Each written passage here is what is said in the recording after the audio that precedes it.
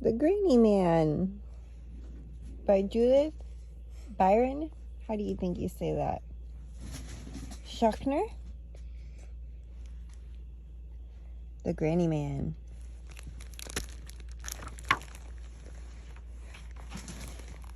And it's obvious that our dad got it.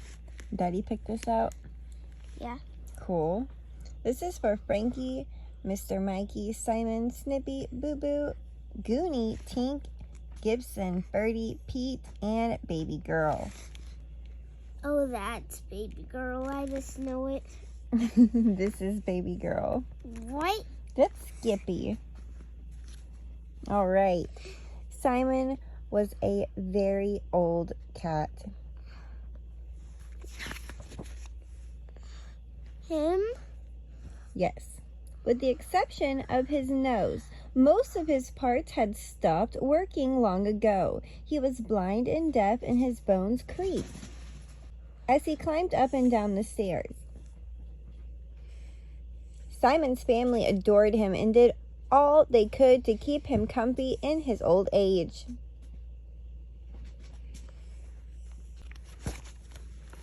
Mealtimes were messy for their toothless old cat, so the family bought Simon a bib to catch all the dribbles.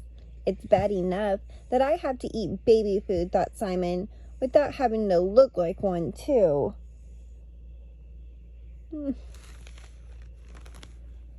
But Simon loved the many heat treatments his family provided for him throughout the house.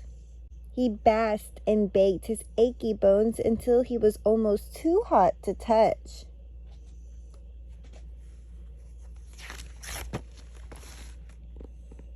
When Simon slept in bed at night, he snored and sneezed and drooled and breathed stinky old cat breath right into their faces. But his family didn't mind because they would do anything for their dear old cat. On other nights, he stayed put on the calico chair in the corner, staring into space while he shuffled through a lifetime of old memories.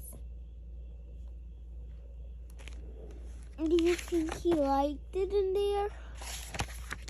He looks like he's going through a lot of memories right there, doesn't he? Yeah. Not crawling on a human. Yeah. Simon could still remember what it was like after he was born. The place was crawling with kittens that looked exactly like him. One by one, each of the kittens went off to new homes with nice families, all but him. Nobody wanted the runt with the crooked tail and the runny nose.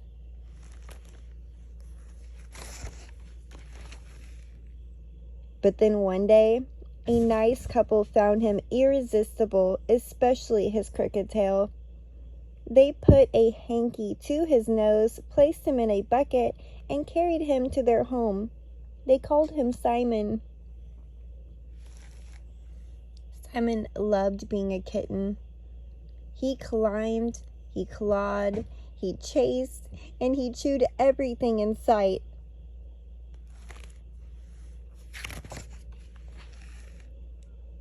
Simon sculpted fluffy works of art out of several chairs and a chintz-covered couch.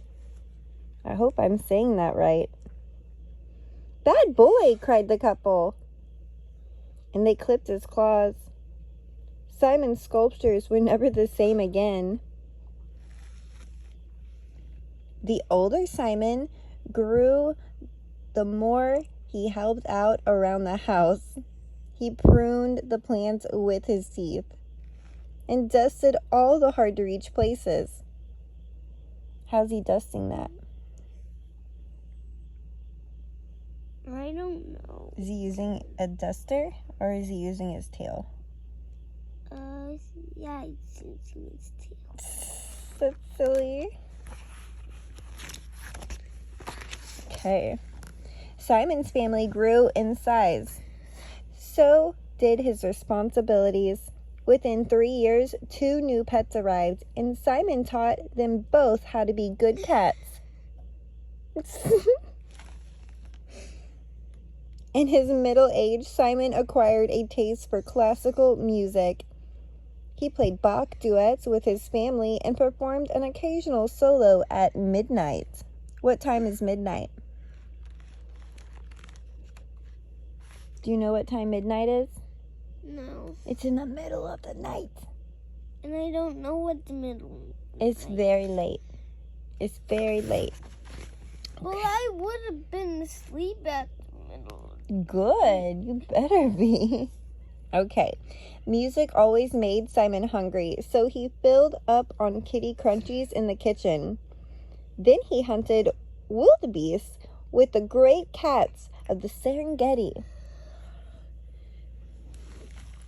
Simon's life had been so full of mice, full of hisses, full of hugs, and full of kisses. But now things were different. Simon needed his family's help more than ever, and he felt their pity with every little pat on the head. He felt so useless that at 10 o'clock on a Tuesday night, Simon stuck his bony old legs into the air and breathed his last.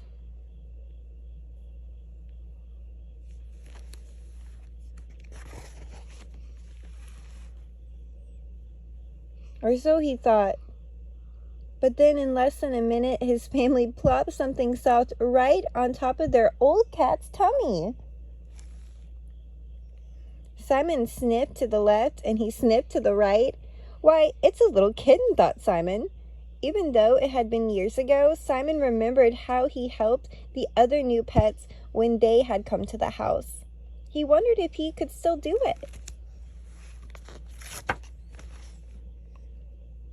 With great difficulty, Simon climbed down from his chair and carried the kitten downstairs to a fresh saucer of milk.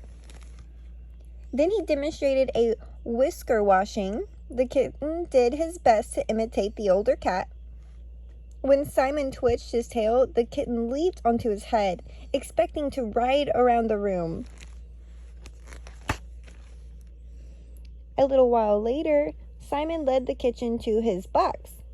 It took so long for the kitten to heap a mountain of litter onto the floor that Simon decided to take a nap. When Simon woke up, the kitten was gone. The old cat hobbled his way back up to the calico chair to sit alone in a silver moonlight. It must have been a dream. Oh.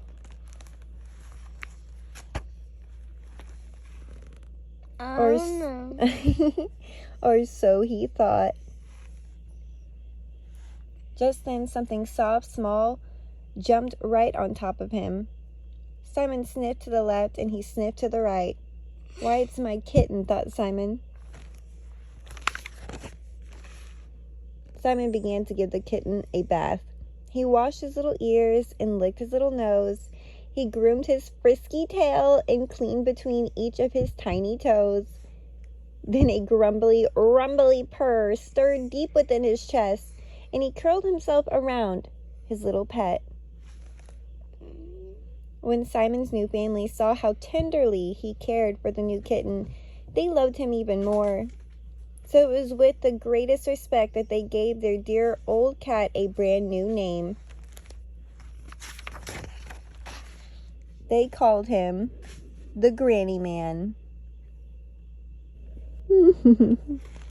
That was so sweet. No books. What'd you think about Granny Man?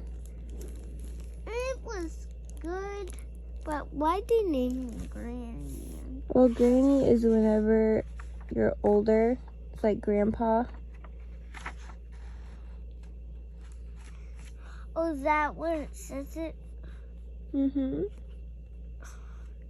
Do you like it? It's hard to see. It is. That says shop. It's a shopping bag. I know. Okay. I love you.